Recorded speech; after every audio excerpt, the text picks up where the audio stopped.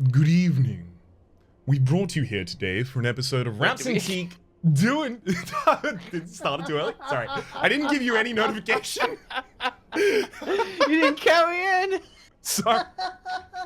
Just keep it. It's perfect. It's perfect. This was correct. This was just as ominous and villainous as we wanted it to be. True villains laugh in the face of horrible outcomes. That is one of my favorite comic tropes, is like someone's built up to be, man, I'm big and evil. And then, you know, you see the shadow on the wall of this triangular shaped man, the giant shoulders, right? And then it goes back to the origin and it's a baby standing in front of a flashlight. Yeah, you're right. Y'all, it is man. another ladder streak. Oh, no, not We're in Ascension 20. That was my own individual run. It was a good one, actually. We can go to 820. We can play around. I'm kind of rusty. I haven't been playing a lot of Spire recently. Just like you the last couple weeks. Same. It's been Downfall outside of this, but obviously Downfall, the enemies are completely different, the cards are completely different, the characters are completely different, the relics are completely different, the events are also completely different. So you end up with, base learnings about how to manage a deck and things like that are similar across the board. But obviously the specifics are not very... I've been playing a couple runs off camera by myself, though, to try and brush up, because it's been a long time since I've just played base Slay the Spire without you, actually. Really? I'm your conduit, the passport to Milli Vanilli.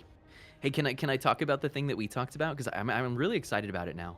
Please do. The format for... Okay. So Raps and I were talking because we went into the first cycle for this ladder streak, and we were like, we should have a rule. Let's house rule this so that it's fun, it's different, it's interesting, there's something to learn, and there's kind of a narrative for all of you to follow and to enjoy as we do the series. And we're like, oh, we'll do max elites. This was something I was trying on stream, to where you have some rule by which you define counting elites for spicy elites, and then every act you have to path through the maximum number of elites. We've been doing it for a while, so you know what it is. And we were going to do that for a cycle, and then we said, let's do it for another cycle. And what we decided before we turned the cameras on and had a perfect villain intro, absolutely flawless, just flawless, is that we're just going to do max elites for the whole thing. If we can beat Ascension 20, that's gravy. Okay, but the whole way, and that for at least a few cycles of ladder streak, we will try to have a rule like this that we stick to, and we have some ideas for others. And so I'm really excited, just kind of knowing that that's the plan for the rest.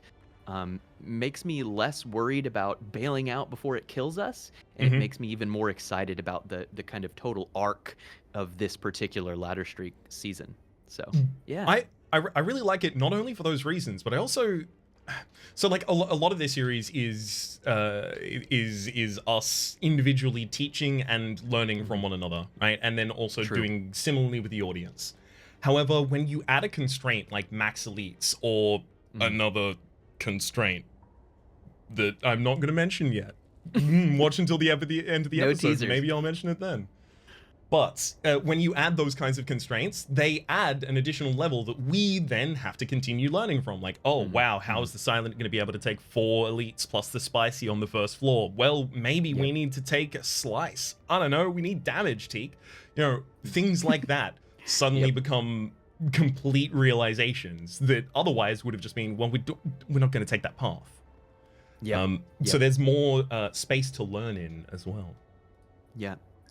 And it teaches you back to your vanilla runs, right? Like all of these things end up cycling back into this giant neural highway that we're building. And all of a sudden we realize, even when we're not doing max elites, sometimes you take that slice because it's going to be so powerful to be able to take that one side. What this is making us better at is judging the difficulty and value of elite dense paths. We will have a much better idea as to what it takes to beat them, and a much better idea as to how strong it makes us. Spoilers for that, a lot stronger. If you can take a lot of elites, you're likely to win. So yeah, it's good learning. Should the challenge that we end up choosing, obviously the current one max elite, the next ones whatever they may be, should that kill us? Well, what we've basically just done is a good old Rock Lee training with weights on kind of situation. Take those constraints off and baby, boom, you got a streak going. Transform a card, obtain 100 gold. There's our first, 2 opportunities for a first shop. Actually, Spicy Elite. So we have a 4 elite value over here with and up and to the left. Oh, no rests. Oh god. Okay, no, thank you. Yeah. Thank you. Yeah. Oh, that would have. That's probably our path because we have to take the Spicy Elite path. Mm-hmm. May want a little bit of healing No thereafter. rest going into it. Okay, so we want gold then, because we need to go through this merchant. That's our best Try and chance pick to up be potions. strong enough to take it. Potions or cards, yeah, just whatever.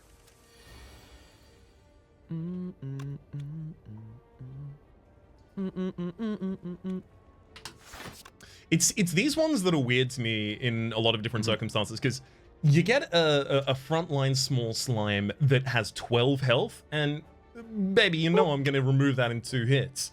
But suddenly you get to numbers where you are being weakened on turn 1 and can't kill one, and suddenly you have to figure, okay, well, I need to get one off the board in turn 2 unless they both do their largest hits, so am I going to take a little bit of damage here in order to get it? And I think so, because I don't want to have to allocate 2 strikes to this next turn if this is going to be attacking for a 12. I think the safe heuristic, as for like the first level of this fight, in the thing that I always recommend to others, is to kill the gray one first. Spike Slime is definitely scarier than Acid Slime.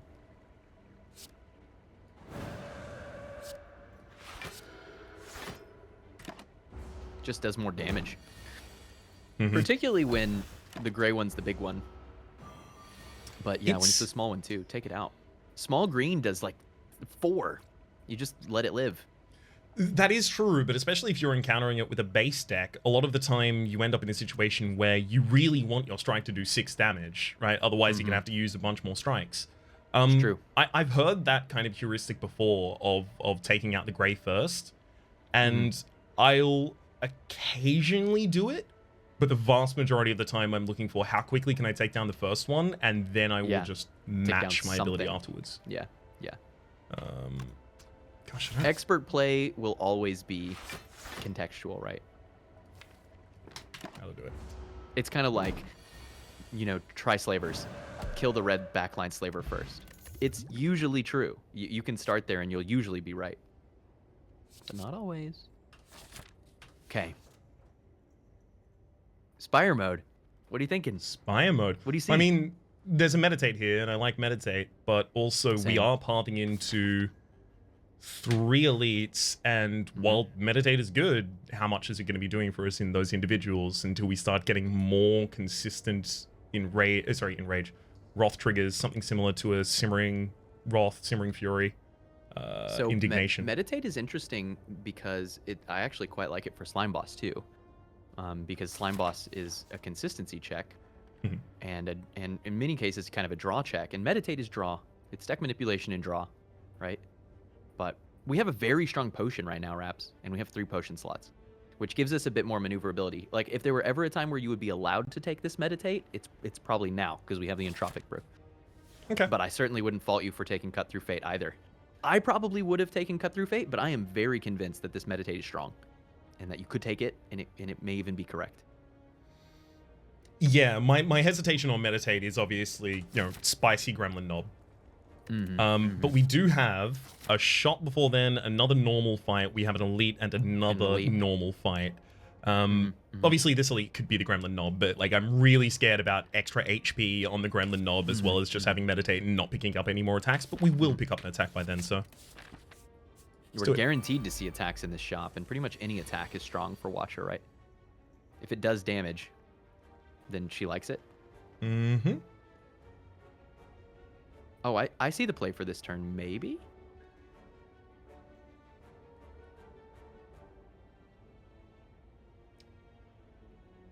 Yeah, I like that line, right? Vigilance, Miracle, Eruption, kill the backliner, and defend.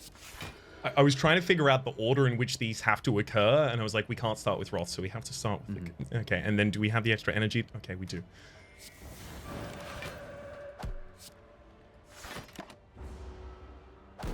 Nice.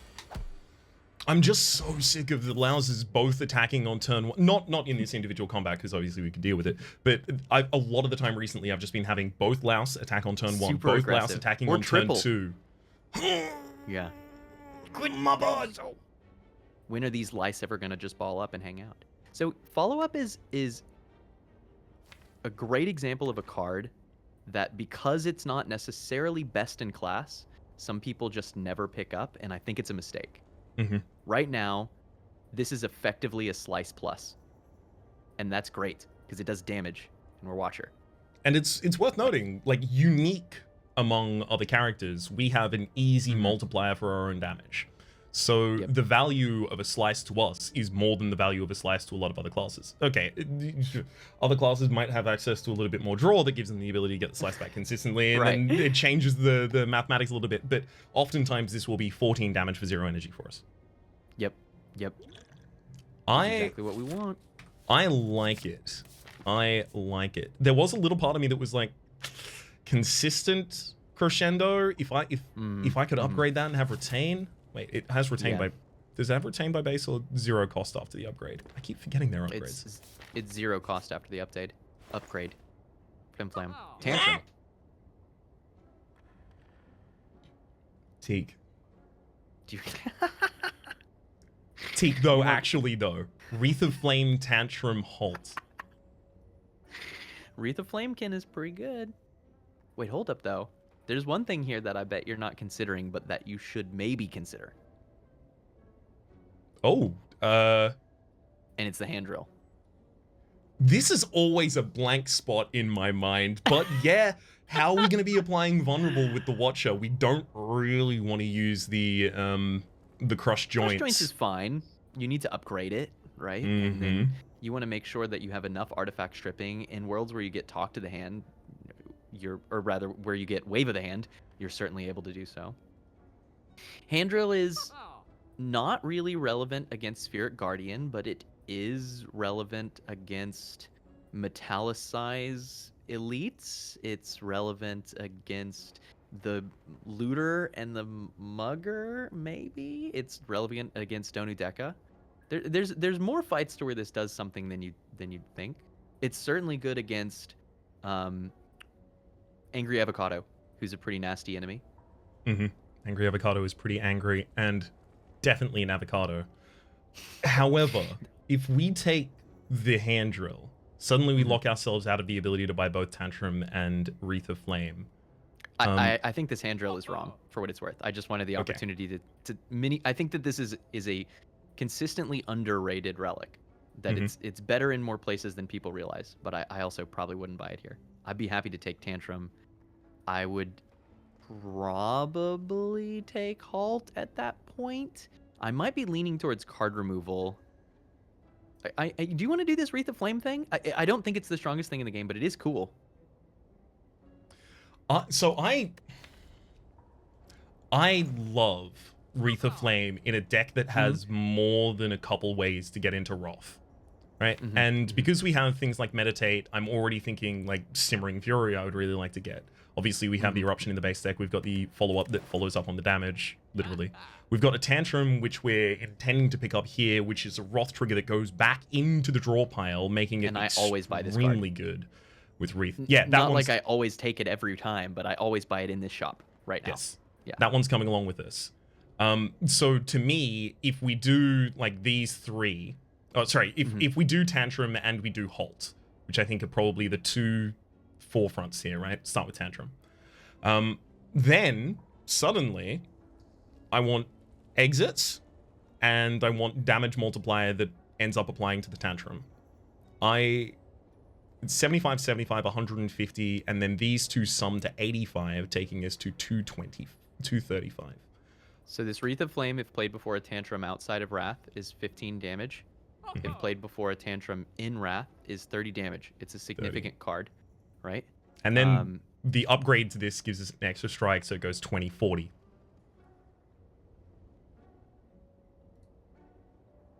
It's dense damage. I really like it. Now, the fact that we can't also buy the Empty Fist along with these is sad. See, what I would do in this store by myself, and I'm not by myself, and that's why we're discussing it, is Empty Fist, Tantrum, Halt, card remove. That's the store that I would buy here, especially because of Entropic. The struggle that I have with Wreath of Flame is that At its best, it's a pretty good attack. And at its worst, it's really awkward because it doesn't do anything by itself. And it can be hard to time around Wrath, especially if you're entering Wrath with your multi-attack, right? But Wreath of Flame does hilarious things with cards like Tantrum and Ragnarok. It really is. It effectively gives you more Ragnaroks, right? It gives you more Tantrums. You just have to be sure that that's meaningfully contributing. I think for us, it probably does right now. I often find that by the end game, just playing the attacks themselves is more consistently performant than the Wreath, but it can be hilarious. Here's actually a degree to look at this, I think, right? A lot of the time I take Wreath of Flame, and it's supplemental because in my individual play, I rarely take Fasting. However, you taking a Tantrum and a Halt here, you're immediately thinking about Fasting. I know it. Both 3 triggers of Strength, 4 triggers of Strength on the upgrade, Halt, 0 cost, 2 triggers of Dex. And obviously, if we are going to be flip-flopping back between Calm, we've got 2 Calm triggers in the deck at the moment, and Wrath, we're going to be generating the energy that allows us to do things with Fasting. So to me, I think I'm giving a valuation slightly higher to Wreath of Flame because it's another way to accomplish what I'm not accomplishing with Fasting. Which actually makes me a lot more comfortable taking these because I'd love to take a Fasting in this deck. Right? Yeah. Yeah, actually, I love that comparison because I think that that's a good way to think about how strong Wreath of Flame is as compared to other cards. Fasting says, have a permanent Wreath of Flame forever. Right?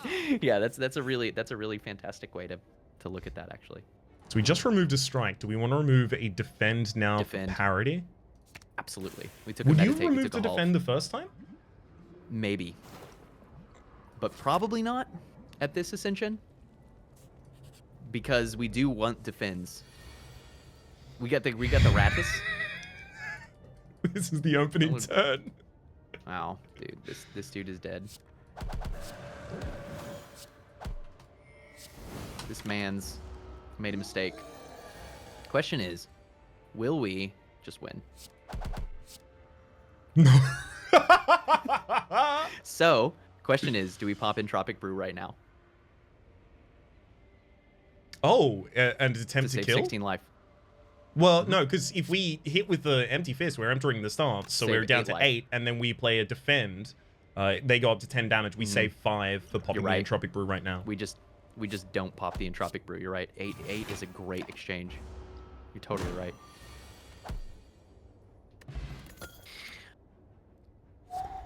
We take it, right? Like we're allowed to take it now. Exceedingly good access. We have enough damage in the deck that we can take it, though. Sundial's really good as well. I think we should take it. Yo, Raps, I'm super excited about seeing this Sundial this early. I do a horrible job of picking around Sundial. When you see Sundial this early and you're Watcher, you want it to proc.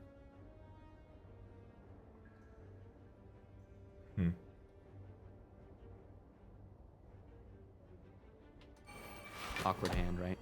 That's all we can do. I don't want to take the excess damage here. We could have done Miracle Tantrum Empty Fist. Gotten a little bit more damage, significantly more damage actually. Getting a tantrum back in the draw pile. Yeah. That would have been good. That would have been good. Oh, good.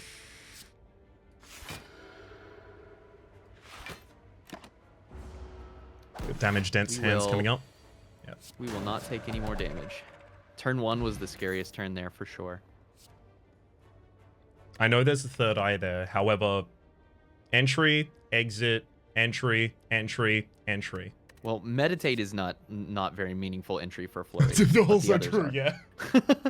Unless meditate is kind of you're near the bottom of a deck and you want to pull it back into hand so it goes out in the first hand of the next cycle. You specifically retrieving the Flurry with it and holding it? Yeah, that's true. Actually, that is a good kind of little synergy. I like one Flurry here, and then I think we're done with attacks. We just really want to upgrade Tantrum and Flurry at that point. Yeah. We're done with attacks at the absolute least for the moment. Possibly, rare attacks still find their way in and stuff like that. But then it's scaling, right? And we're looking to things like fasting. We're looking to things like going to a bunch of stores. What are any other options that you see for increasing the damage past this point without too many more card picks? Relics? Which Oftentimes, which max elites will do. yeah. Oftentimes, you don't need very much, right? So as an example, we already have a sundial. If we could find a way to meaningfully draw cards, like generate a larger hand, upgraded Tantrum, upgraded Flurry, upgraded Empty Fist. Consider how much damage this already does, right? So we've got Flurry doing 16. It's a 4 by... It's a... What's it at base? Flurry? 4. No, Tantrum. 9, 3 by 3. It's a 3 by 3 and it goes to a 4 by 3, so it goes to 12. So, it goes to 3 by 4. Yeah, 3 by 4. 12. Flurry. 12. And upgraded Empty Fist is a base damage of something crazy. It's like a base damage of 12 or something. That's 48 damage. Having expended only 2 energy. And we have Sundial. You can pretty quickly build a 100 damage hand without needing any strength, any fasting, anything like that. 100 damage hands win the game. It's just a question of how you can fill your hand with enough power, right? So one way to win with this is to go fasting and cause every hand to be 100 damage and 100 block with 0 card draw. But the other way is to pick up like a scroll and some other generation of some card effect, right? Like you could take Battle Hymn. Get all those Battle smites in Hymn is hand. a way to make sure that you've got damage in hand, consistent damage in hand.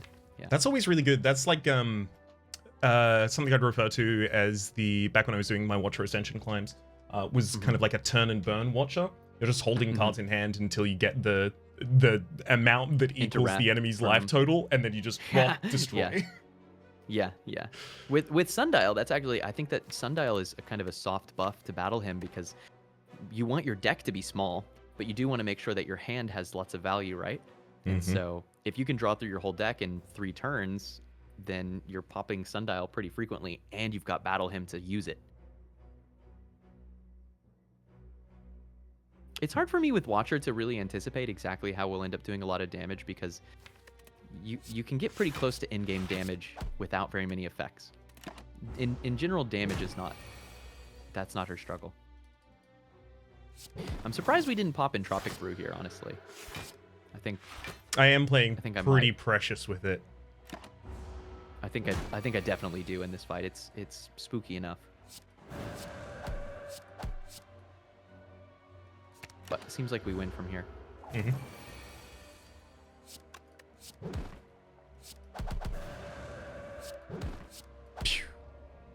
Nice.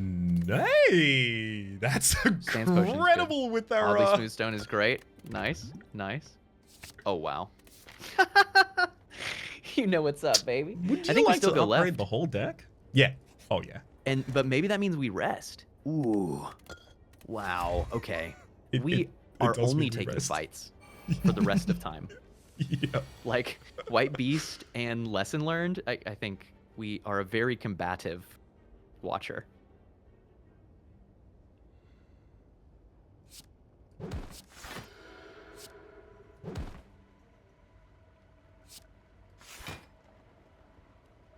Sure. We got a Tantrum in the deck. Yeah. Yep. Got a Tantrum in the deck, apparently. We have a we have a Lesson Learned. I immediately realized! Rhapsody. We have 1 goal. No, we have 2 goals. And the 1 goal is to live. Goal number 2 is to do it better. Is to live harder. I don't think we need any of these. But do you ever take this just lucky? Smile. Speculative pick for the possible fasting coming up. I mean, it's 3 block with Yodley. It's 3 block. This feels pretty underwhelming in that, right? With the lack of draw that we have at the moment outside of Meditate, it doesn't enthuse me. Well, scry. I mean, like at least it kind of it's draw fix afterwards. I'm happy to click it if you're behind it. I'm not against it. It's just I'm also not for it. I don't think I click it here. What I was quickly thinking through was How do I feel about this with our current relics? A little bit better. Prostrate and Just Lucky a little better because of Oddly Smoothstone, right? Zero cost sources of block are certainly improved substantially. How do I feel about it with our other relics? We have White Beast Statue. White Beast Statue means we see more things like Flex Potions. Just Lucky loves Flex Potions. How do we feel about it with our deck? I think we can skip these cards. I think we can skip these cards because of Sundial and because we haven't yet seen that next relic, and we win our next act on our current cards, relics, and potions as long as we play well. Talk to the deck. I think this is a pretty easy talk to the hand and third eye here. Yeah.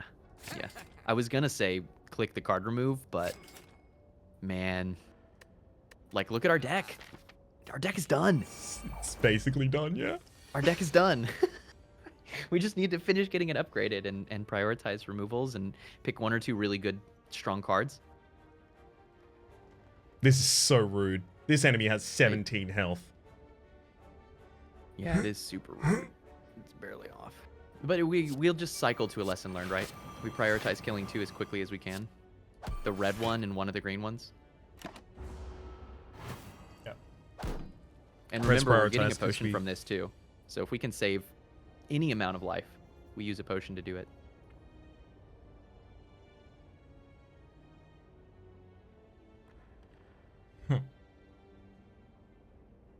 Might actually be a turn for energy. I could see that being a thing. Ooh. Energy. I'm leaning talk to the hand, strike, takes out the middle liner, gives us 2 defense, and then a third eye takes us to 10. Gets a unit off the board. Perfect. That works. Okay, you've attacked 2 turns in a row, so you're not going to be attacking again. Nice. Frontline weakened on turn 1, so it could attack again next turn, which means we only need only need 8 possible block in next hand. Gold. You are sharp today. You're on your watcher. Thank you. I'm feeling it as well. Appreciate you saying so. It's nice when you're in the mode, right? It really is. As I went downstairs and I was just having a quick conversation with my partner, and during that conversation I was like, I just feel really good today. Oh, I'm just on a really good day. I'm absolutely on one.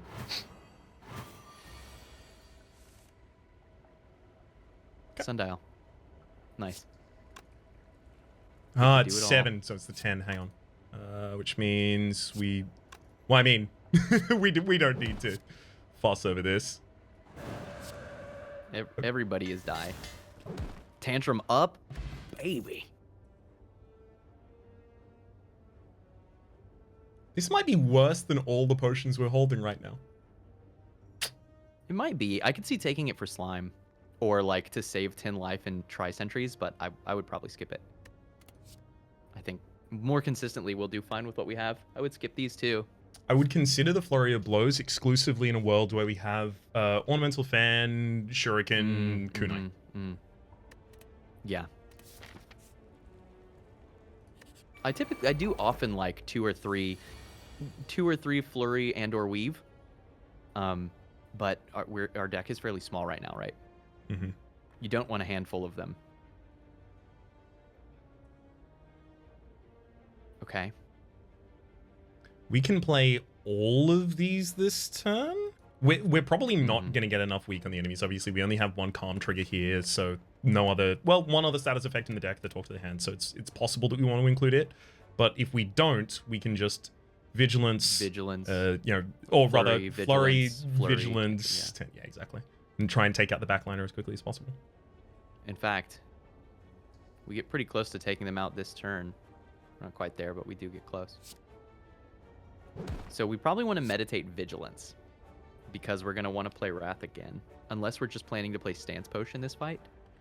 And I do think that I can almost guarantee that we can save 10 life with a potion in this fight. We just have to figure out which one it is and if we're going to play it.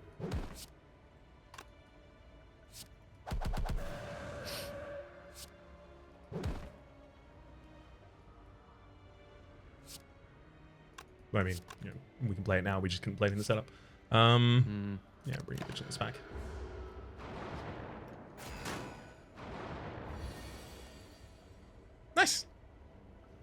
solid. And there's an eruption in, or sorry, there's a halt in hand. Not this is like super overblock, right? Exceedingly super overblock.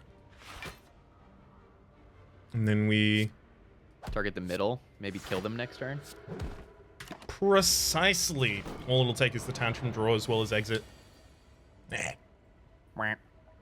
Does this still do it? 12, 21, 7. I mean, we do have to get out of calm, but... Let's us third eye and fix. Right, that's our draw. So 12, 10, 22, and then another 20. That's 42 damage, baby. We keep the miracle. Perfect. Perfect. Wow, we're just not we just don't need these potions. These potions are mostly for looking nice on the They're shelf. ornamental potions. Ornamental potions, that's right. You know, so I see a comment a lot, genuinely, of people saying, you have White Beast statue, isn't it correct to always use a potion? Also, I like this conclude a lot. Mm-hmm. We're lacking AoE solutions. Continue. Yeah, and we have Slime Boss, right? And what I often explain is, in the typical case, yes, to maximize the value of potions, you use a potion in the fight because you're going to get another potion, right? So you don't want to waste health. But what is it that you use potions to do? Use potions to save life. That's the only resource that you care about with potions, unless you have some auxiliary goal like, does this potion let me make more money? Does this potion let me land the lesson learned, right? Mm-hmm. If you can land the lesson learned and take no damage, or take 1 damage but a potion wouldn't save it without playing the potion, then don't play the potion. YB statue doesn't mean you have to play a potion every fight. It means you play a potion if it meaningfully saves life for you. Yes. And your goal number is lower. Like maybe usually you want that fire potion to be worth 20 health, but now it can be worth 10 and that's fine. Mm-hmm. Right? But if you've got good potions and you're already winning the fight, then just look at 1 more potion. Now you have the opportunity value of deciding what potions you want to carry into the next fight. T. Did I steal your words? When I said so, I was actually about to launch into exactly that. No. Well, that means this is validation then. This means we're on the same. Oh no, I'm not calling you out on it. I was just like, Teak. Not like a commendation, more of a sync situation, you know? Yeah, truly in sync. I like the conclude upgrade here a pretty decent amount. Cool. I like it a lot. Because it's also very excellent for the next act. Exactly. Honestly, Tantrum Conclude upgrades are like the best that I could imagine, other than Lesson Learned 2 is actually desirable. Makes it easier to land.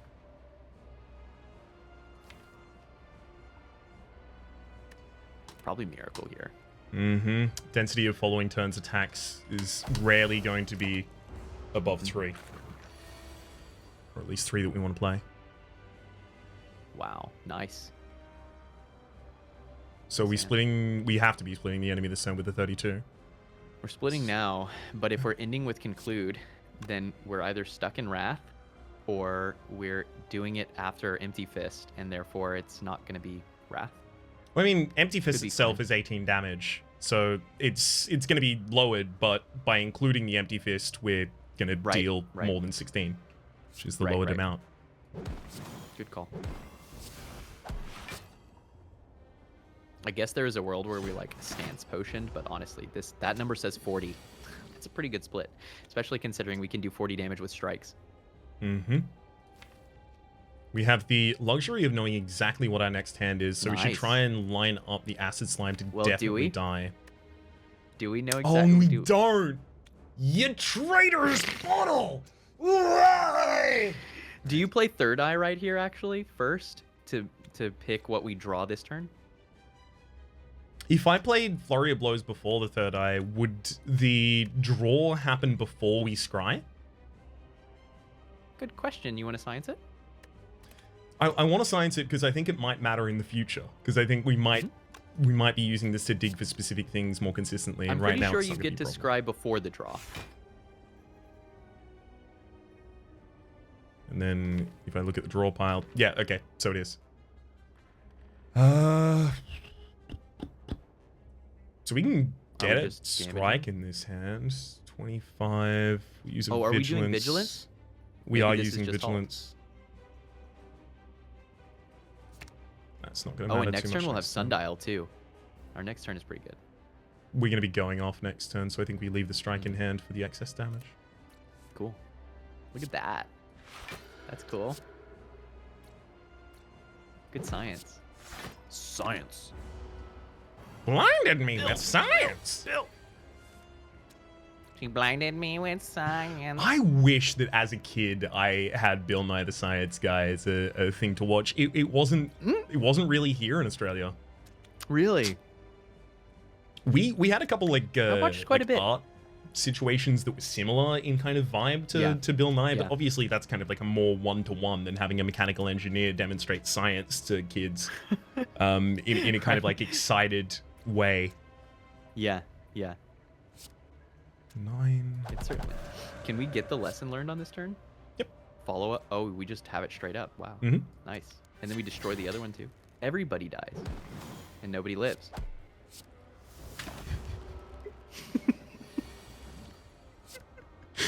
Oh god, we can even leave ourselves. It's perfect.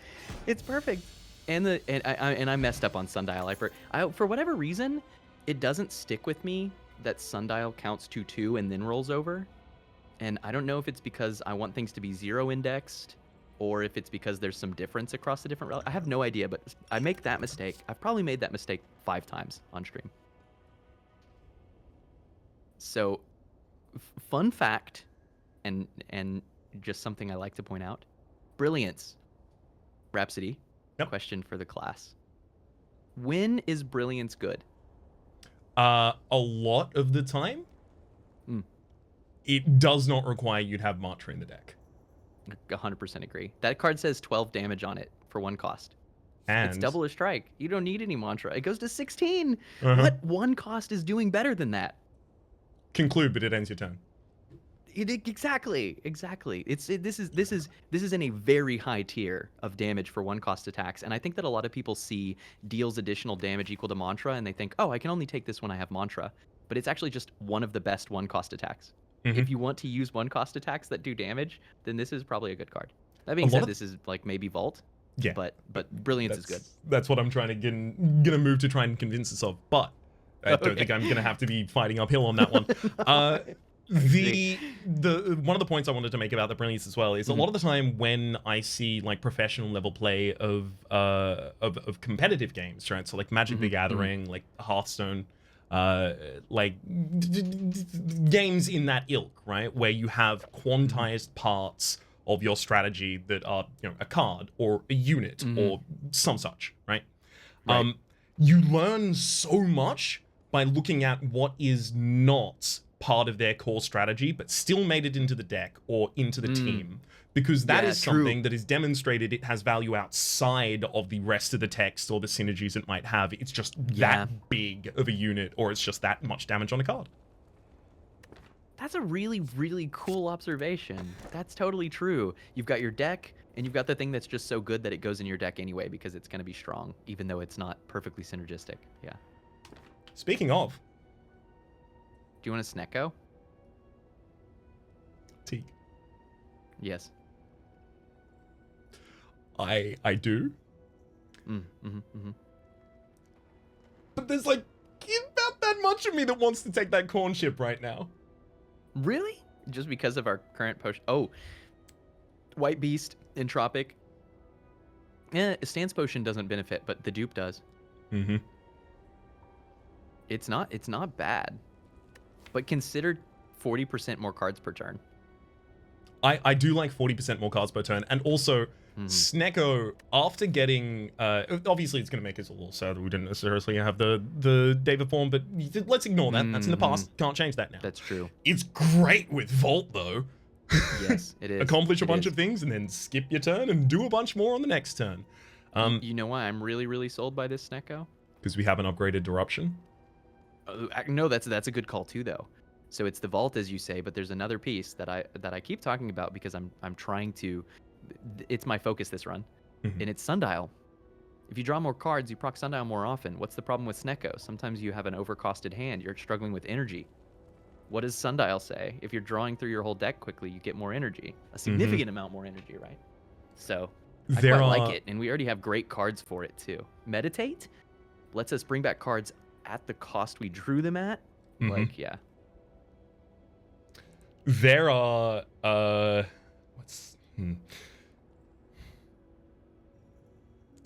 there are two great ways to get more value out of your Snecawai. Have more energy. Three great ways. Have more energy. Have more draw, because the more cards you draw, the more likely you are to draw things that are 0 cost or low cost. That's right. Draw becomes your energy. Be lucky. Obviously, build around it. Have I just wanted to add cards. I just wanted to add Be Lucky at the end. But in particular, in addition to that, we do have the Trader Bottle, and we are playing a class that has access to draw. This is the perfect. Yeah, this is really strong. Yeah, there is part of me that likes this a lot, like a deep amount, but I would There's be a taking... lot of me that likes this a lot. I like Sacred Bark. Yes. When it first came out, I was like, this is really, really, really good. And I've actually lost a little favor with it, but I still do think it's good. But just like right now, we already are. So Sacred Bark says your potions do double. Where you need that to do a Snecawai amount. You need that to do an energy amount. Okay, so how does that happen? Well, we have white base statues, so they're doing double in every fight. That's pretty good.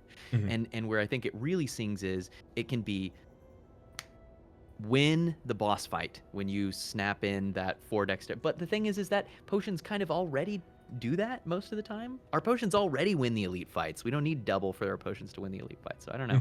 It's a hard one to evaluate, isn't it? It's so hard. We just had another situation where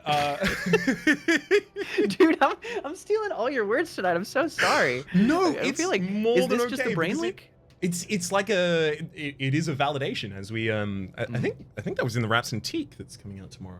That we'd mentioned that specifically as well, or maybe we mentioned early this episode. It all blurs together in my mind. However, yes, I really like the Sacred Bark. And the argument I would have made for it would have been the possibility of curating a hand where you have a flex potion as well as, you know, artifacts, and then you're taking 10 strength into a final fight, or that just solves your final fights. You will beat the heart as long 100%. As you live. But I would be taking it knowing that we would be stronger in the interim if we took the Snecawai. I would be taking it specifically because I want to use Sacred Bark. Yeah. The biggest thing that we need to be concerned about with this Snecko is that Snecawai tends to make when you take Snecawai Act 1, I find that the first half of Act 2 gets really hard because you're fixing things up. And we're also max elites. So it's already going to be pretty hard. And if we didn't have such a strong potion belt, I may have said that for the sake of the ladder, we shouldn't take it. Because I think that your variance goes up for about 7 floors while you're fixing everything. And then you become absurdly strong because you're drawing 40% more cards, right? But because our potion belt is so strong and because of White Beast, I think it's the correct choice. I also think that the sundial consideration is extremely heavy weighing in my mind here, because 3 draws gets us through our deck rather than 4. That's so much.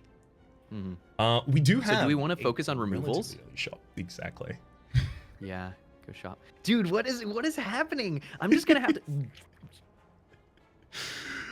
1, 2, 3.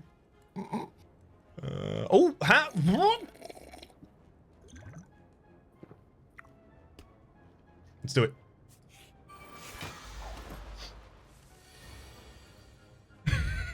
He's a good hand with Snecka. That is pretty nice. I will not analyze the hand because it will be your analysis. But I will agree. No, this is we have lesson learned, right? We do. I'm just trying to make sure that we leave the sundial pre-trigger. So the enemy is going to block. It's 20 they pick up, right? We'll be able to do it, right. Totally. This means we roll sundial, but I think that's fine. And I don't know how much we want to just like cycle. Does it mean we roll sundial? Oh yeah, because we have 7 cards on draw. Got it. We draw big. Yeah, we don't really have a way around that. So instead, we just want to make sure that the ink bottle is relatively large. Biggest bottle. You blinded me with science. Science. 25. My mistake. No, it's okay. We have excess. Oh. Nice. And we had Miracle. Halt upgrade. Hey, that collect sure fixes energy problems with a Snecko Eye by putting cards in your hand that are 0 cost by base and give you 2 energy back. It sure does say that it does something like that, doesn't it? And we have Sundial, so like sometimes we play this with 2 extra energy, and then it fixes the rest of our... It's like our energy relic. It fixes the rest of our fight. Sometimes we draw Yeah, our this and fights we are- had a bunch of 3 and 2 costs in hands, and we play 1 2 cost because you can't play another 2 cost after that because you haven't got another energy yet. Dang. Oh, that goes into a collect.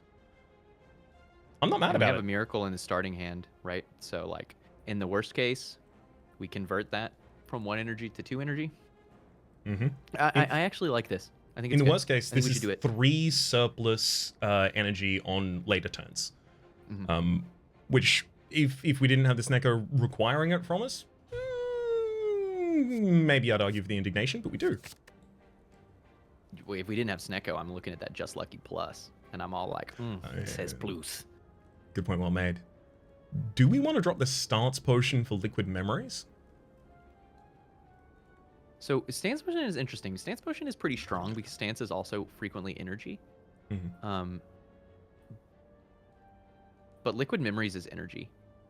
And it's energy that gives us the exact lineup of upgrading a card in our deck. So I probably like that. I'm thinking also in circumstances where we may want to bring it back on Yeah. a turn after having played Conclude against elites. Yeah. I like it. Hello, Angry Avocado. How do you evaluate removal? Which card do you remove from this deck first? I mean, we get to choose that in a floor, so. That is a great question. I've been thinking about it a lot. So, Flurry came to mind. I was a little saddened about the upgrade of Halt, but then I remembered if we're in Wrath, it's 18 block. That's worth 2 energy right there. I don't get. You just always remove a defend overhaul, right? Yeah. Flurry of Blows is looking worse because if it's not 0 cost, suddenly it's real hard for us. We can do it with 1s. We did that in the previous fight.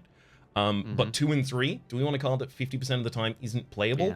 We do have the Right. third eye to discard it at its 0 cost and then try and bring it back by casting anything. right. It comes back to hand on 0 cost.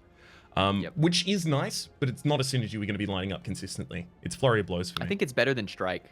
I think it's better than Strike because of the reason that you just identified, which is that it recurs. In the worst case, you can't fix it, and it ends up being a Strike. And in the best case, it ends up being a recurring 0 cost Strike, right? It plays in to talk to the hand, and because of Scry, you can often just fix it at that 0 cost. I think it's better than a Strike. Okay. I don't think it's a terrible removal, but I think I removed Strike before Flurry.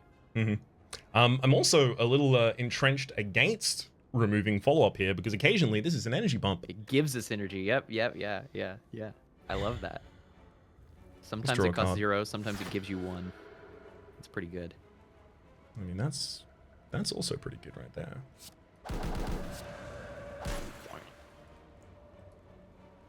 Collect, Miracle, Meditate. It's not bad, but we accept 5 damage. So, Potion? Yes, we could potion, actually. In which case, I guess we'd just bring back the Vigilance, cast that. Yeah. In which case, maybe we just throw out the biggest damage we can before that. Strike, bring back the Vigilance, play the Vigilance, That seems and pretty good, actually. collect. In which case, we do still play Miracle, right? Because that Yes. just gives us 1 more turn of a plus. Although for it the does next 3 deny us turns- 1 energy next turn. True.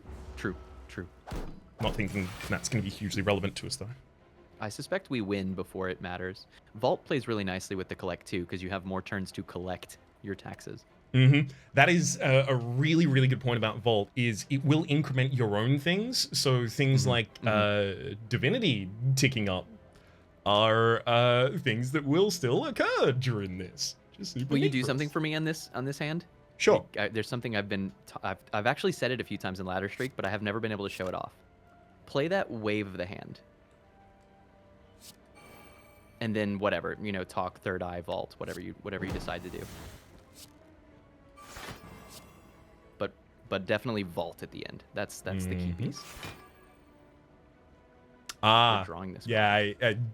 I think I'm grokking the one that you had talked about previously.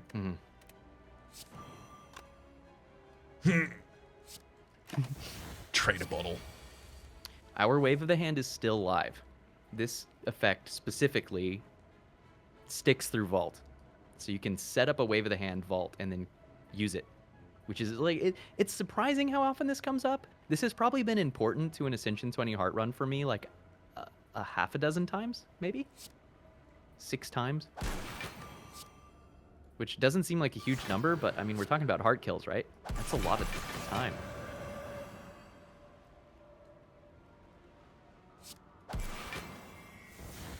Boom. Dude, I feel good about this collect stick. Don't you think? I know, but no, I agree. I take wheel kick here over the talk. I take wheel kick. Talk to the hand is incredible, but like wheel kick is exactly what we're looking for. We sure do have enough money to buy the medical kit as well as the card removal service. Where do we care about medkit? Because we're intending to keep the deck relatively thin, for the sake of Sundial and for the sake of the Sneaky giving us the ability to draw back into the stuff, for the fact that we've talked about damage is not necessarily something we have to focus too heavily around continuing to generate. Right. It increases our later turn cycles against bosses that we can't instantaneously kill. Nemesis is going to be an example where unless we're killing on turn 3, it's going to be pretty valuable. Yep. I don't think it's going to be a problem in Slavers, just because Wrath Conclude is going to be really, really powerful there. That fight just ends. Yeah. I think that if we buy this, it is mostly just something on the order of draw 3 against the heart. And that might be good enough. That might be good enough.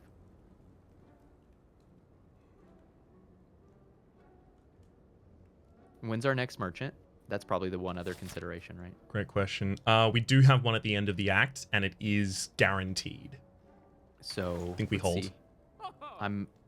Well, we can count. We can see how much we're worth, because elites are worth 30 on average. Is that right? Or is it 35? It's 30, right? I'm not entirely Hallways are 15. certain. Hallways are worth 15 on average. They're 10 to 20.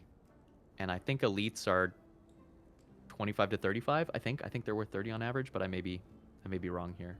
Off that math, we would have 180 by the time we get here. We do have a 20% decrease in cost, so we're likely to be able to get a relic. And a removal. And in the worst case, we definitely have the money for another removal. Yeah. I think we hold it. Although a lot of the events on this floor take your money rather than giving it to you. It's true. Although we're fighting Romeo and Juliet. Okay.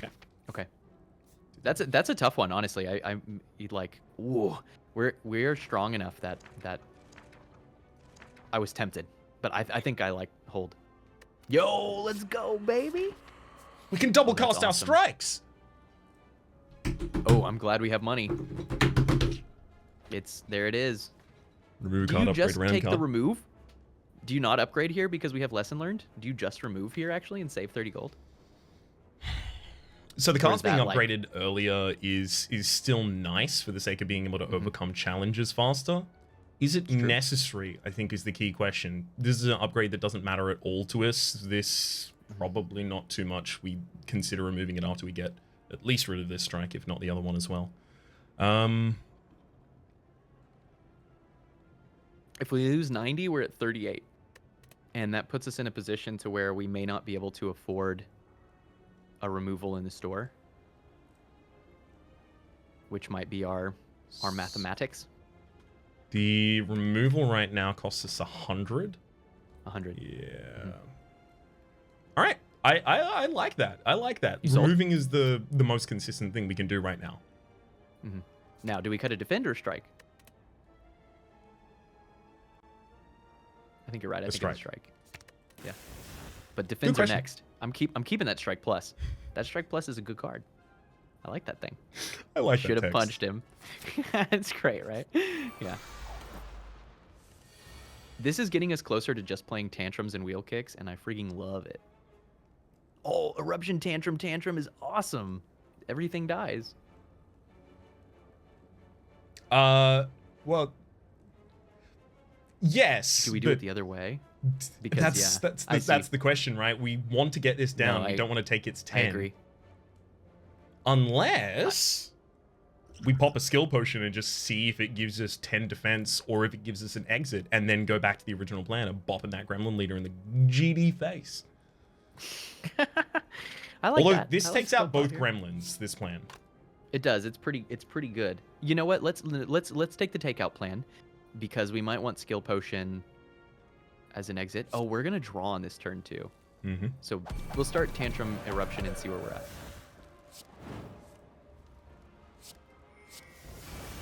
Cool. No fighting. Good job. And this is a really good turn when you get the ability to just bop the enemy you as can much as double you follow want. up. Mm-hmm. Is that the play? Gain the extra 2 energy out of Or it. is it We have double wheel talk? kick in the hand as well. Wheel kick doesn't draw into more damage though. Double talk has an appeal, but I feel like we're killing the enemy before we actually end up reaping the effect out of it. Consider we are probably ending this turn still in Wrath, and we have conclude left in And the just deck. vaulting? Yeah, and we're vaulting as well. Okay. We're drawing 2 more cards. We're getting into the next cycle, so we're not triggering that. I think the double cast might just be the follow-up. Could just be tantrum. For the sake of... It could just be tantrum. That's just 48 damage, and then we miracle to play the vault, and we have wheel kick too.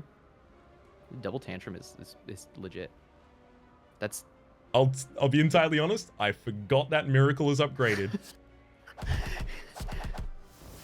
Is Necronomicon the best? Necronomicon is the best. Necronomicon's rad as heck. Ooh. How to lesson learned. Well, we'll do our best. Yeah, well, it'll be in the next cycle. Somewhere. We can meditate it. Not anymore. No, we just cycled, didn't we? My bad. Oh, we might still be able to meditate it because of third eye. Dang it.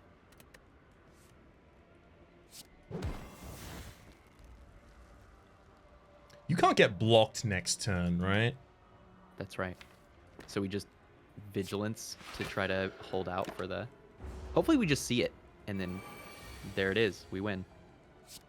There it is. Something about We ink win. bottle, I guess? Yeah, exactly. Yeah. Don't want to do any draw. Well, I mean, we can draw. It's not a problem. We just Empty don't want Fist to is double energy with that. too. Empty Fist is energy.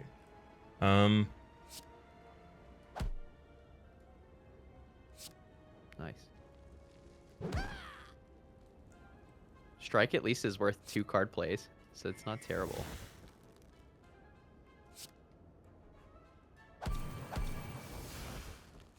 Nice. And then... Nice.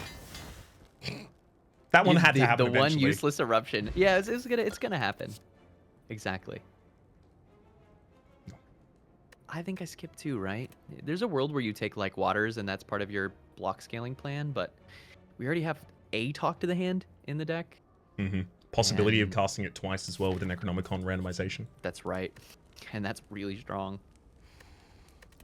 Do we just rest here? What about recall? You want to be spicy?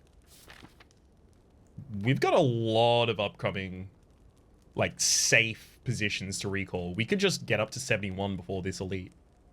Because what are we going to be upgrading in here? Unless this elite gives us Gyria. For ladder streak, that's correct. You rest here. I think you're right. For like the worst of worst case draws against Trislaver. But with these potions, that just doesn't exist, right? It's okay. I wish we had a pivot to take a road where, like, we could take more fights and less fires. But we'll just accelerate our upgrades, and that's fine.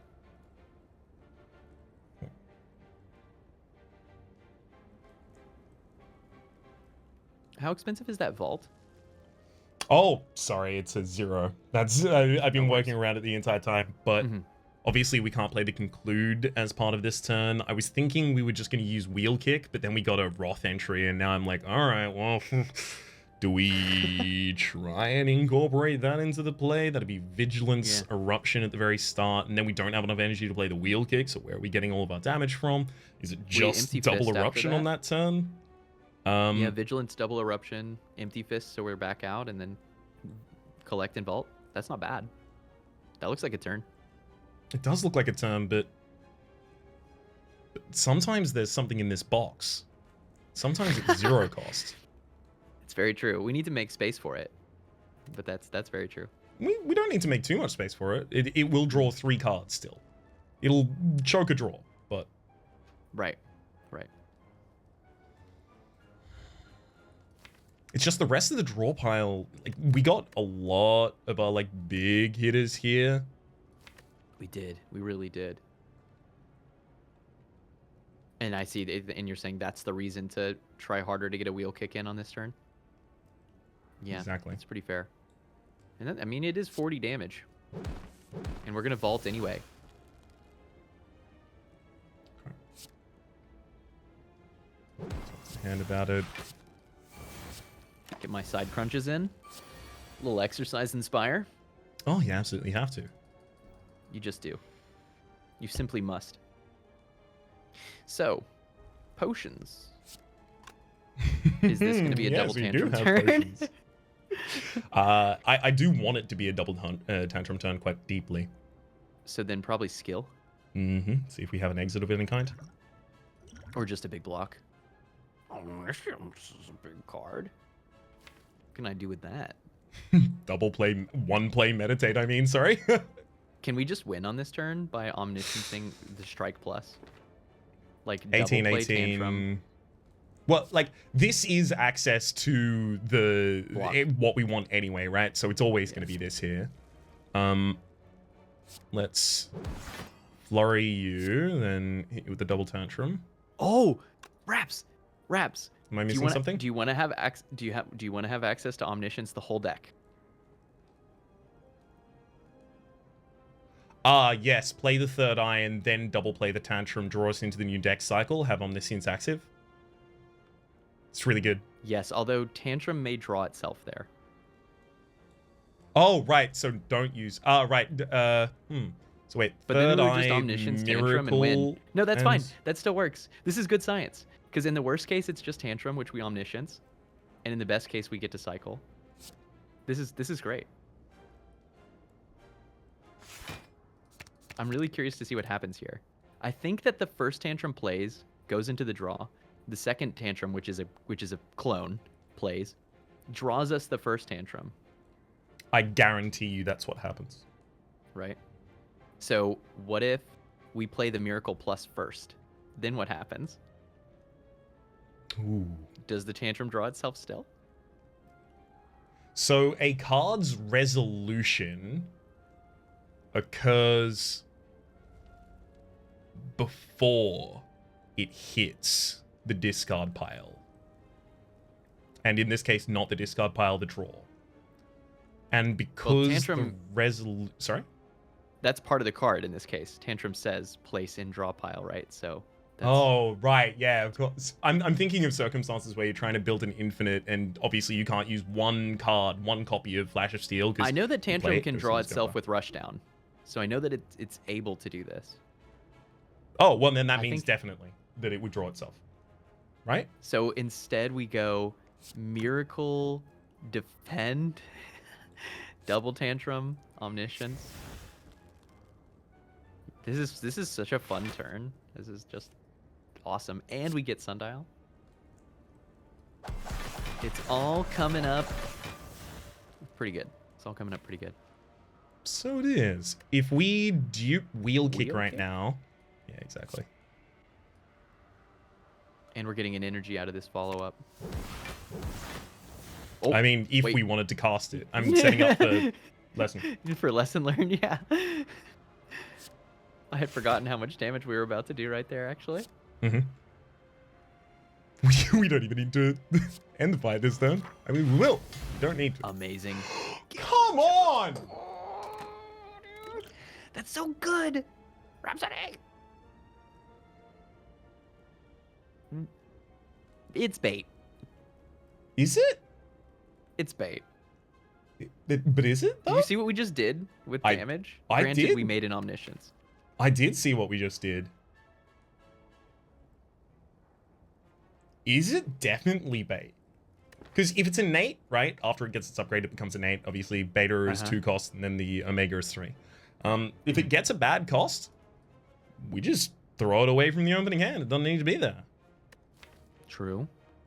It's the final, the omega is it now 60 or is it now 50 and it was previously 40? I know it was changed up 10. It's 50, but if you can get it upgraded via something, it'll be 60. Happens at the end of the turn. Right, 50 per Alpha. turn quite easily in the first 3 turns. Ain't nothing. Alpha, Beta, Omega costs, in a typical case, 6 energy and 3 draws. And for us, it costs 4.5 energy and 3 draws, but we also have more draws. So it's certain that with Snecko, Alpha is better than ever, like probabilistically, right? My question is, do we need damage? Because this card only does damage.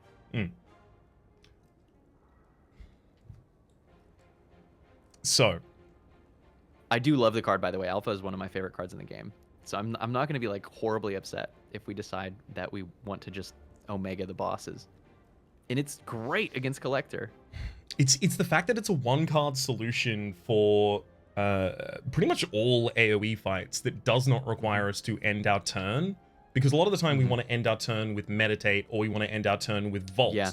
Right? So we've got things fighting against our Conclude. Which to me mean, and also we want to cast Conclude with Wrath on, but if anything lives, it's hitting us with Wrath. We should take this card. I'm think very so. convinced. Okay. Let's take it. Yeah, I like this card here, actually. Yo. We take this Thread and Needle, right? Yeah. I wonder if we were supposed to pivot right there, Raps. To just take fights. No, I don't think so. I think the removal still rules King. It's still good. Okay. Although I think we dodged this fire. Yeah, I agree. Nice. Fights. Are we gonna pitch it and ditch it? If you're feeling particularly spicy, you can also always deposit the miracle directly into the trash bin, but maybe we hold it. I think we hold it just in case. It's the 4 energy mark for me as a deck with Snecko is so damn important because being able to play a 3 and a 1 or a 2 and a 2, it opens up so many opportunities for you. I'm actually kind of leaning towards keeping this this single defend in hand. I like it.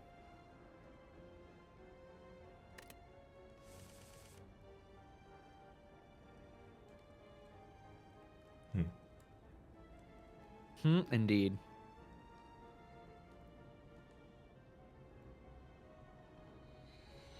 Well, double talk to the hand is some block. If we wanted to go double talk to the hand, miracle, defend, conclude. We also have potions. We do have potions, but what would we be duping? I mean, maybe even defend. So we got 4 block at the end of the turn. This would give us 3 block with the double cast. This would give us 6. So 4, 3, 7, 6 takes us to 13. Here's a fun question. What do you think happens if you dupe pot and then play the talk to the hand? I think it plays 3 times. I think you're right. It's like if there's you burst something else though that something. consumes it. Dupe pot can do weird stuff. And like there's situations to where it just cancels out. Like I think burst and dupe pot just like fails or something. There's one specific case which just doesn't work. You just lose the value of the potion and it's very weird.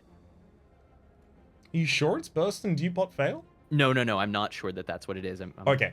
And in fact, I think it's not. But there's some interaction that I've lost right now. I think we dupe the talk to the hand and then go with the original plan we previously laid out. Okay. 1, 2, 3. Good. Good. It worked. And then we can conclude, and then that's like a full block. Wow. Nice. Talk to the hand is pretty good. Turns out it is good.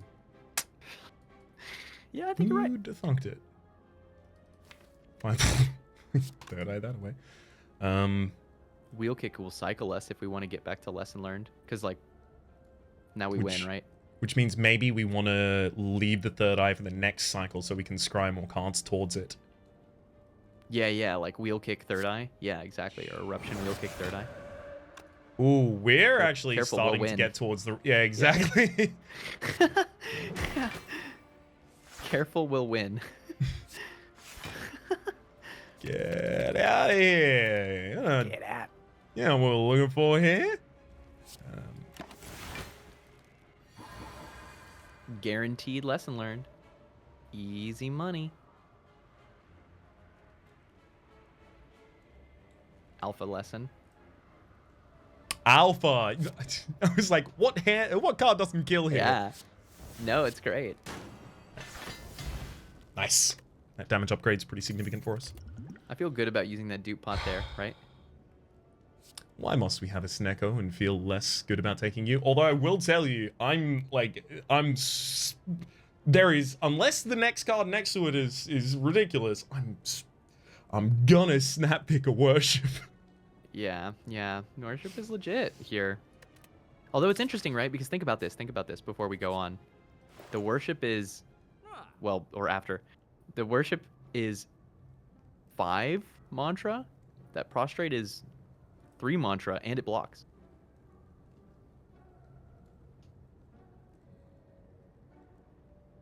So prostrate, not bad. Mm-hmm. Not half bad at all. What are you contemplating here? Foresight? Oh, more. No, it's the it's the blank space relic for me. Frozen Eye? Yeah. I think that we have so much draw and so much scry that I'm not sure that I would buy this Frozen Eye. I think for that reason we should buy this Frozen Eye. I don't mean to cut you off, but No. Explain. I'm in. The big reason is because we have 7, nay 8 cards in our opening hand and the gambling chip. If we can look at our draw pile and see exactly what we're going to draw and exactly which, our opening hand can be lethal, or it can be all the setup we need, and then we know lethal is coming. That's a really solid point, actually. That it gives us perfect control over turn 1. It's going to supremely overcomplicate turn 1, and my brain, I think today, is ready for this. Okay. But get in the car, nerd. Just click it. Do we take the Foresight for even more thinking? It's probably good. It's effective draw.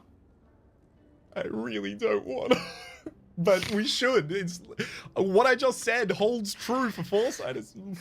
Yeah, and we have space for it. We're not drowning in powers right now, which is a problem you can have. This upgrade's for 4, not innate, right? You used to upgrade for innate, I think. That's right.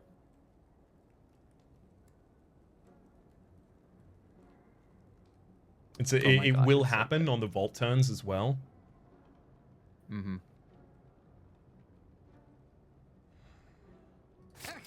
Dude, we're perfect consistency. Now we just have to find the thing that we do to win while being consistent.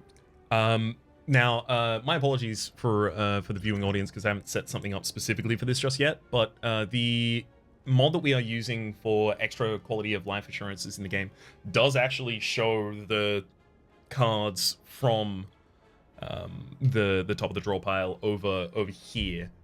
Thankfully, I believe it's not going to be blocked by me, but it will interact a little with the screen amulets. Mm-hmm. Good old Minty. Good old Minty. Alright, and then looking at the draw pile, we see them in order. Mm-hmm. We can probably hit that lessons learned this turn. And kill Chosen? Or kill the bird. Sorry for yawning. Contagious yawn begins. All good, all good. So we dump alpha always, right? And 3-cost defend and conclude. Yes. I'll start clicking those in just a moment. My consideration is but if talk to the hand's necessarily planted. No, talk to the hand and follow up. Okay, we definitely have the energy, even if the other one is rough. So we double talk to the hand, the bird. We get 3 block out of that. Then we use a follow up, dropping it down to the ground. We've dealt. That's 9 block. Rounds down, right? The damage against the bird on halves. Yes. Yeah, it'll be 3. 3, 3, and 5. We've 5. dealt 11. 11. So it still has 22. Yeah. Still has 22. We get an eruption. We get a lessons learned. Okay. But it is based on what their costs roll as to whether or not that's super simple for us. If we throw 1, 2, 3, 4, and then play a card as well, we also draw down to the flurry of blows. So all we need is just there are more combinations of these cards that reach 22 damage without invalidating our. We play Third Eye. We play Third Eye because then flurry will be free, and that'll help us here a lot, actually. Assuming Third Eye doesn't roll like 3 cost, right? If we get a reasonable cost on it, then we can play that before the miracle or the talk to the hand and fix this. Yeah. It's pretty good. Well, there's that lessons learned at 3 cost. That's pretty tough, man. It's not. I don't think we're playing it this cycle.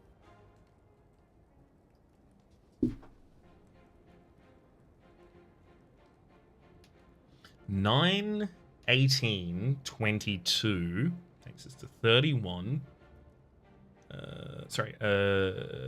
And then 9, 18. So wait, 9, 18, 27, and then 22 takes us to 49. If we play a flurry of blows at 0 costs, that's another 8. No, yeah, I don't think we're using lessons learned this cycle. So we just focus on securing the fight, right? Mm-hmm. Just in double which talk case, hand the back line and hit him with a follow up and get the foresight down. Yeah, that's pretty good.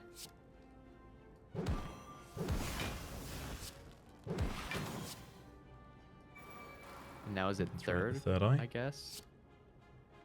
Because then we just try to quick cycle, holding things like vault. Yeah, maybe just vault, honestly. Tantrum, ring down the bird. That's pretty good. Tantrum brings down the bird, and then Empty Fist just gives us a bunch of damage. Although, you know, we don't need Empty Fist. You're right. We throw that. We take these too. Cool. Oh, dude, we are in the battle station now. I actually love that we took this Frozen Eye. It's super fun. Mm-hmm. And it'll actually be a good demonstration of something I say a lot, which is that I don't necessarily think that this will increase our runtime. In fact, it might make it shorter. Because we'll often just find the win on turn 1 for hallway fights.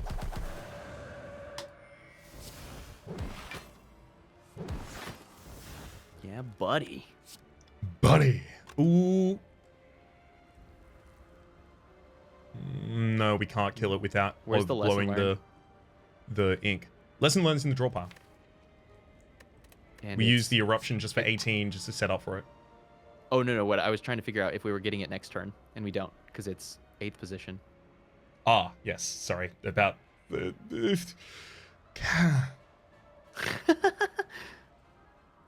Okay, I could set up a screen region for it right now. Okay, so the other solution proved a little unworkable, but now it is just appearing directly beside me and the numbers are slightly higher. Easy. All right. Get to see it all. Okay, so what are our stated objectives are play tons of cards is what you're... Yeah, okay, cool. It is play tons of cards, and gosh, I hope that we hit the 1/3 chance that the extra card that comes up here is going to be the lesson learned, because otherwise we're popping Sundial. Look at your draw pile. You have Frozen Eye. It's the 9th card. Rude. So, do we have Scry? Nope. We don't have to anyway around this. Okay.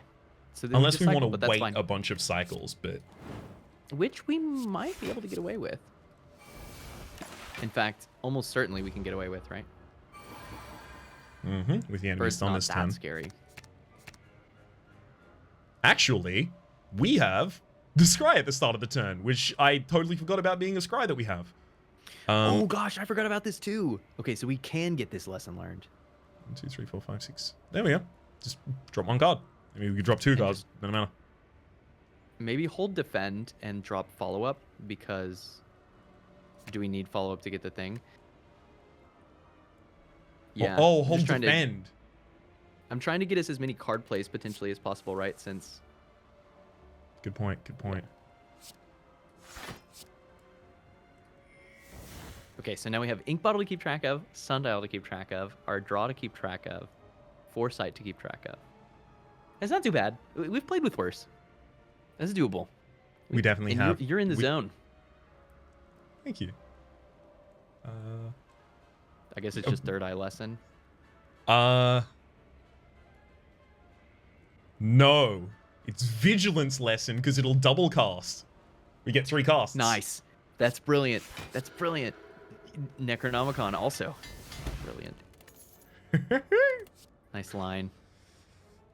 I don't think we need any of these. We just included an incredible amount of scry in the deck. I think I still take this Cut Through Fate Plus.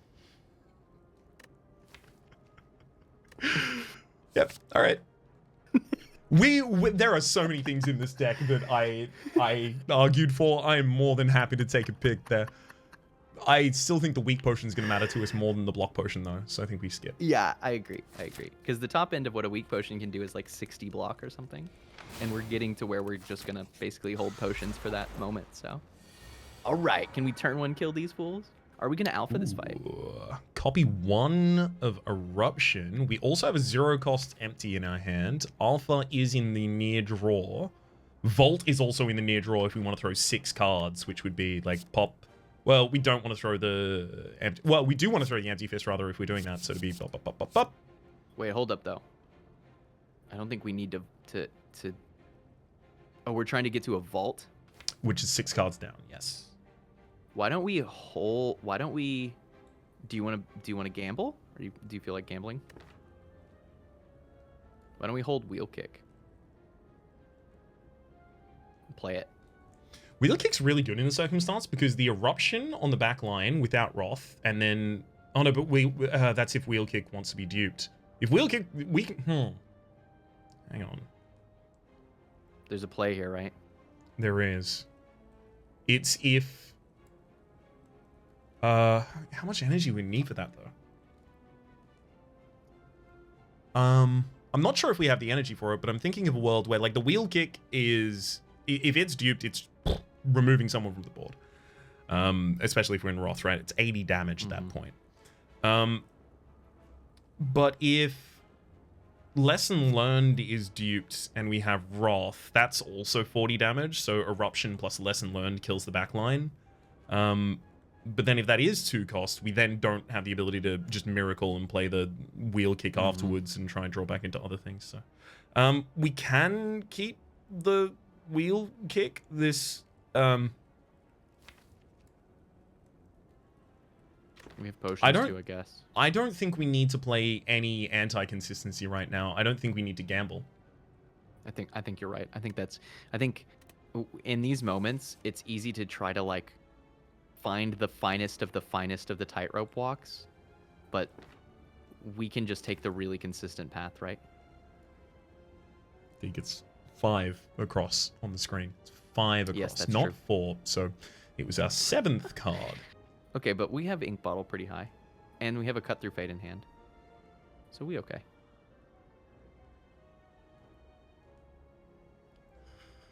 We can cast 3 things easily.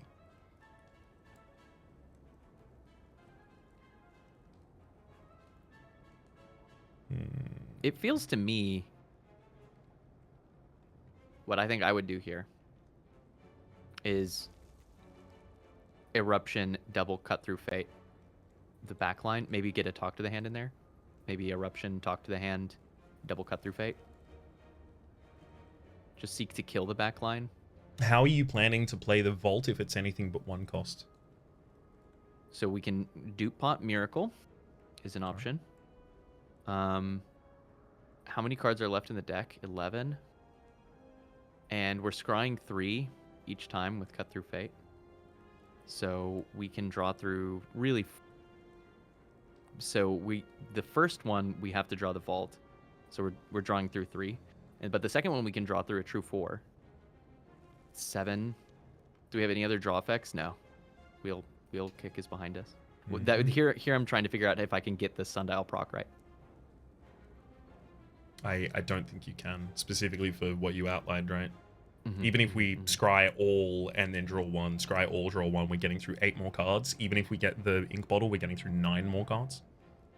So what are we drawing with this Cut Through Fate potentially if we take this line? If we play this card twice? What are the 7 cards that we get to look at?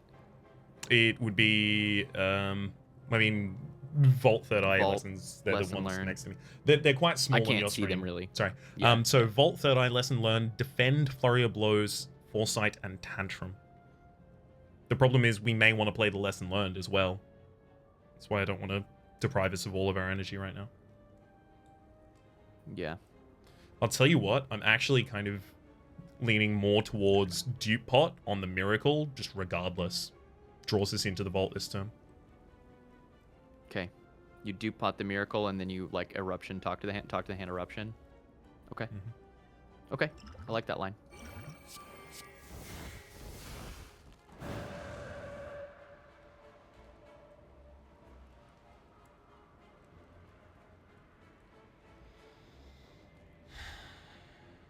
Talk to the hand on the back line gets us in range to kill with Cut Through Fate for what it's worth. If we end up needing to do that.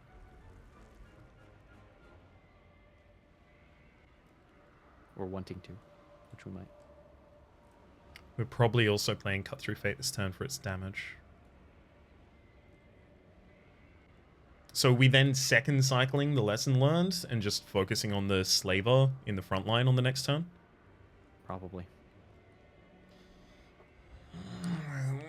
The Sundial doesn't want to do that, but we should. We should. Vault's full cost. Why? That complicates everything again. Does.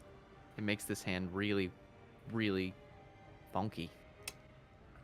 I think it makes the previous play of the Dupe Pot better, though.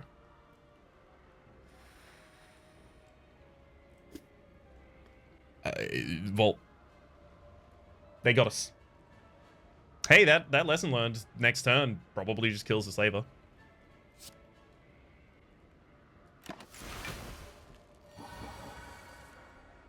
Mm-hmm.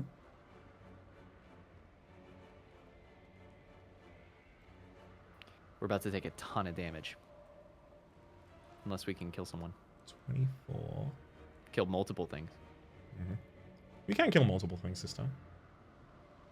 I feel like one thing that I'm seeing in this fight is that I'm more kind of naturally comfortable playing around like unknown probabilities, which is part of what makes me slightly more comfortable with, I have seen with Frozen Eye, and now I randomly draw with the Cut Through Fate.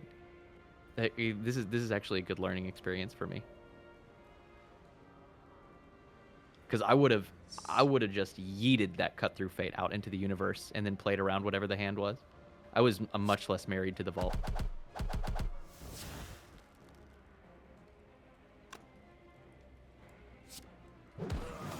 Nice. Nice. And Third Eye. What a sick turn. Good.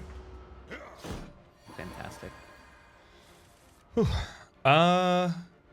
we want to play with our food? I mean, ideally, yeah. Use the Cut Through Fate for the draw and see if we have the ability to. And honestly, like, even if we just get Sundial up by 1 right here, which is totally possible.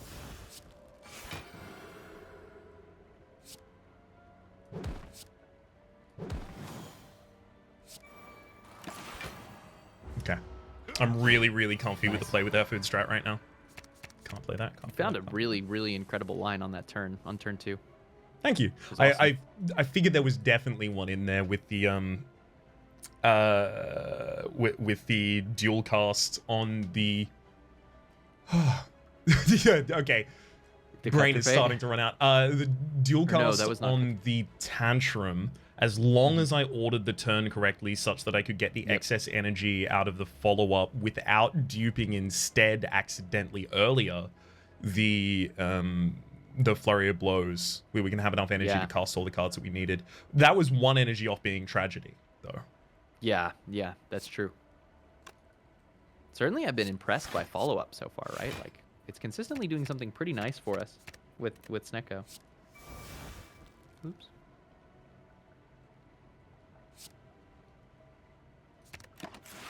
Cast that next time.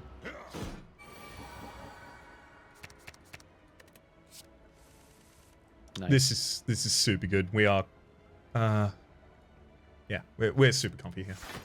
Just drop those two and then just find Annie. We should play as many things as possible here still. So I guess Wave, Vigilance, Miracle, all this kind of stuff. I guess we can hold Miracle. We don't have to play now. Oh, Third Eye too. Nice. Oh, wunderbar.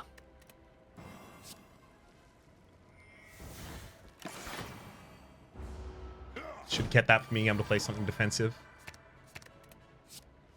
Oh, it's okay. If we end up needing to win here, then we win here.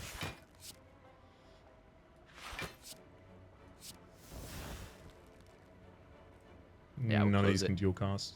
Oh. Yeah. We could get to 9. I mean, we could get to 9, but... I mean, getting to 9 would mean we draw into the new draw pile, right? Yeah, exactly. 8 is great. Sundial on 2 and Ink Bottle on 8. It's fantastic. Doodle. It's a decent amount of damage. Necronomicers. That's right. We don't have a Cinder's Bane yet. Oh, right. Necronomicers. I can skip here. I can skip here. I feel good about it. I like Wave upgrade quite a bit. Mm-hmm. Yep. Just wanted to take a second to see if there were any of the other ones there that appealed even slightly. I think our opening plays here are... Hell yeah. Yes! We will do it! Oh, I like that. Big Alpha, Big Collect setup. When we play the Alpha, we should see where the Beta goes.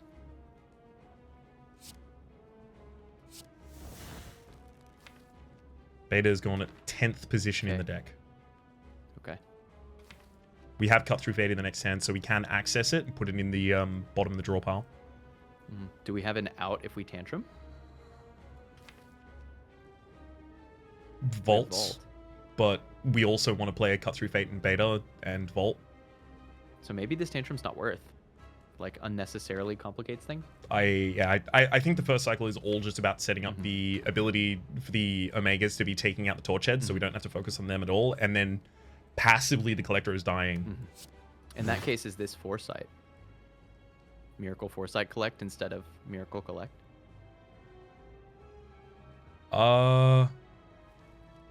Honestly, I think it's fine. We'll have damage solved for the rest of the fight. All we care about is making sure that we get Omega down as quickly as possible. Speaking thereof as well. Actually, that's only 7 cards in the draw pile if I throw all of these. Which means that next turn, if the bottle goes off... Actually, no, if we keep this... No, wait, hang on. Yeah, if we keep this, we Beta, possibly Cut Through Fate, and then Omega even afterwards. So just collect. Don't play the Miracle. Just collect. Yes. That way we have maximum energy next turn, so that it's very likely that we can play Beta and Omega. And this is exactly the situation I was talking about prior of maybe we want an extra energy on the second turn. I'm so pleased with this. Super, super happy.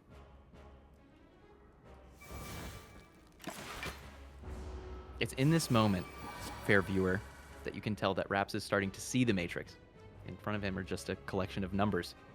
It's no longer a video game so much as it is a lifestyle. Get the passive weakness at the end of the turn anyway. Cut Through Fate's very expensive.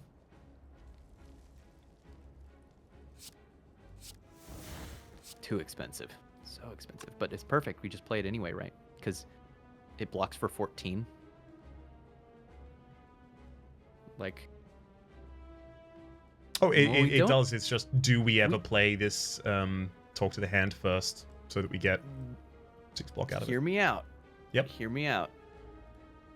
What if we play this Blessing of the Forge? Get an extra energy. I like it.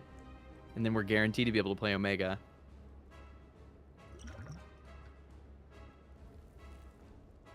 Even if it's 3. Not if you do that. Right. I misunderstood our guarantee.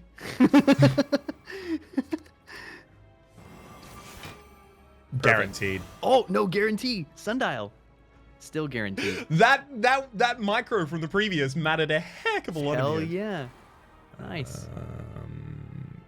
Do you want to keep going? We can wheel kick here and never ever stop. We can do that, or we could just meditate. Oh no, wait, no, I needed to get out of Wrath, and I just did. Mm-hmm. Nice. Heck Get weakened yeah. forever. Also, go to Get hell. weakened for the rest of time. So another thing, I wasn't thinking about this at the time. I really wish I was. But another really good point for Omega is Vault. 2 triggers of it. We were talking previously about it just, you get your turn triggers. Vault is 50 damage with this. So are we lining up this lesson learned? Yes, hard we're is it doing gonna it as be? best we can. Lesson learned is in our discard. That's in our deck. Hang on, what's the S? Oh, okay. Yeah, it's in our discard pile at the moment. We also don't have vigilance in the draw pile. But that's okay, because we're vaulting on this turn probably. Just like Mhm. tantrum, vault. And then we still have 3 turns. Well, 2 turns. But that's enough. Because of all of our scry effects.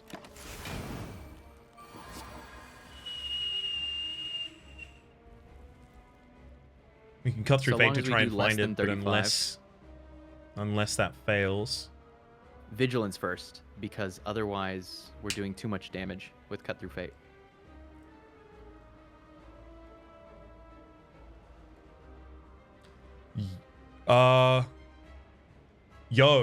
It's, if we don't care about the ink bottle as much, we could Wave of the Hand, Vigilance, Miracle, Flurry of Blows. Oh no, wait, we have a card left in the deck. Oops. Well, we can play the third eye first, and then we'll see. We play the third eye to discard that 1 card. We cycle, and then we see where the lesson learned is with Frozen Eye, and that'll inform our play. So I think your play is good. I think your play is great.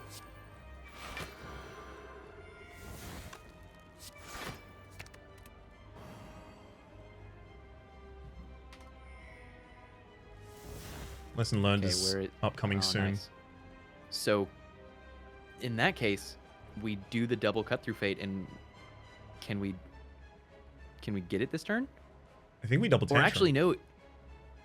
Double tantrum. Well, because we are either doing it this turn, or we're not doing really any more damage because of Omega. Yeah. I think we are doing it this time. Okay. It's Flurry, How are we gonna have enough energy for it? double tantrum. Sorry? We just came out of calm.